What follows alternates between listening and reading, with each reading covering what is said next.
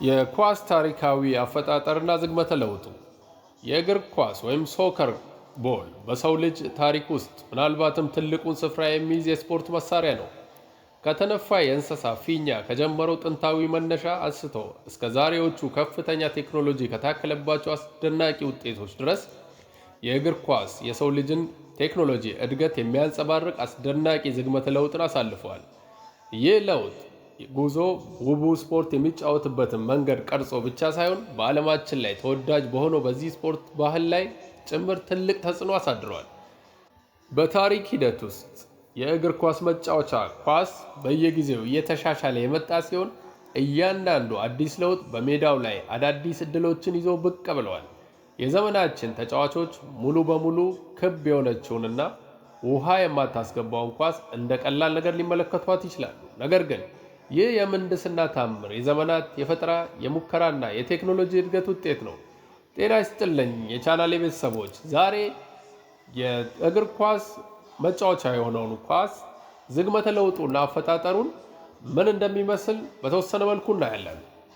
አንደኛ፣ እንደ mazuru.com እና scribe.com የመሳሰሉ ድረገጾች መረጃ መሰረት የመጀመሪያዎቹ የእግር ኳስ ኳሶች ዛሬ ከምናውቃቸው ዘመናዊ መሳሪያዎች እጅግ የራቁ ነበሩ።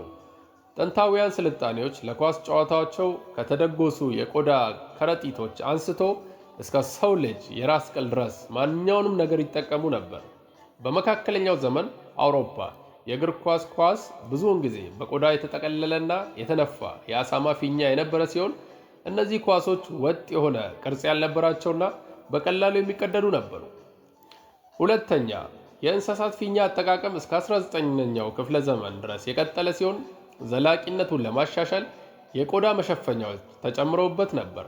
ሆኖም ግን እነዚህ የመጀመሪያዎቹ ኳሶች አሁንም አስቸጋሪ የነበሩ፣ ውሃ ይመጡ የነበረ፣ ቅርጻቸውን በቀላሉ ያጡ የነበረ ሲሆን እንዲሁም ለጨዋታዎች ዝግጁ ሆነው ለመቆየት በተደጋጋሚ ጥገና ያስፈልጋቸው ነበር። ሶስተኛ፣ የቪክቶሪያ ዘመን አብዮት በእግር ኳስ ዲዛይን ላይ የታየው እጅግ ጉልህ የመጀመሪያ ስኬት በ1855 ቻርልስ ጉዳየር ባስተዋወቀው የላስቲክ ማጠንከሪያ ሂደት ቮልካናይዜሽን ፕሮሰስ አማካኝነት የመጣ ነው። ይህ ፈጠራ ከእንስሳት አካል ከተሰሩት የቀድሞ ፊኛዎች እጅግ አስተማማኝ የሆኑ የላስቲክ ፊኛዎችን ለመስራት አስችሏል። የቆዳ ክፍሎቹ አሁንም በእጅ የሚሰፉ ቢሆንም የእግር ኳስ ይበልጥ ወጥ ቅርጽ መያዝ የጀመረበት በዚህ ወቅት ነበረ።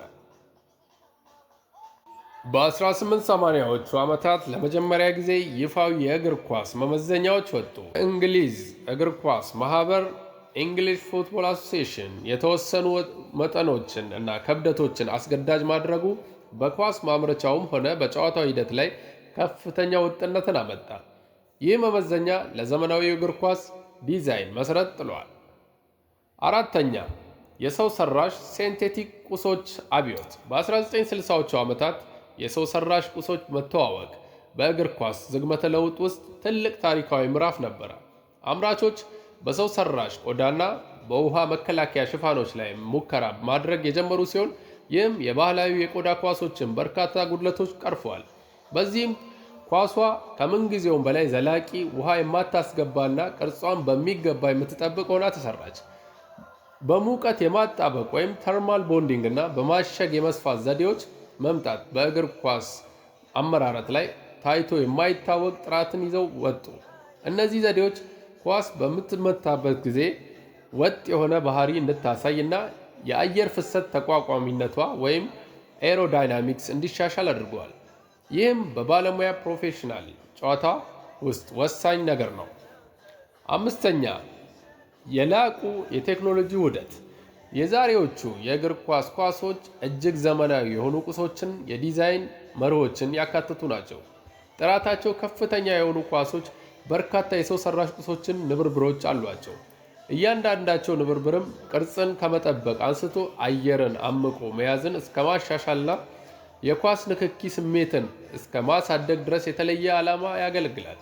በኮምፒውተር የታገዘ ዲዛይን ኳሷ ፍጹም ክብ እንድትሆን እና የክብደት ስርጭቷ የተመጣጠነ እንዲሆን ያደርጋል። በአሜሪካ፣ ካናዳ እና ሜክሲኮ እየተዘጋጀ ባለው በ26ቱ የእግር ኳስ ጨዋታ ላይ በአዲዳስ የተዋወቀውና ለጨዋታ የቀረበው ኳስ የኳሷን ፍጥነት፣ እሽክርክሪትና አቅጣጫ መከታተል የሚችሉ ውስጣዊ ሴንሰሮች ኤምቤድድ ሴንሰርስ ጭምር ተገጥሞለታል። ይህ ቴክኖሎጂ ለስልጠና እና ለክህሎት ትንተና ጠቃሚ መረጃዎችን በመስጠት ተጫዋቾችና አሰልጣኞች ጨዋታውን የሚመለከቱበትን መንገድ እየለወጠው ይገኛል። በፕሮፌሽናል ጨዋታ ላይ ያሳደረውን ተጽዕኖ ስንመለከት ዘመናዊ የእግር ኳስ ቴክኖሎጂ ጨዋታው ከፕሮፌሽናል ደረጃ በሚጫወቱበት መንገድ ላይ ከፍተኛ ተጽዕኖ አሳድሯል።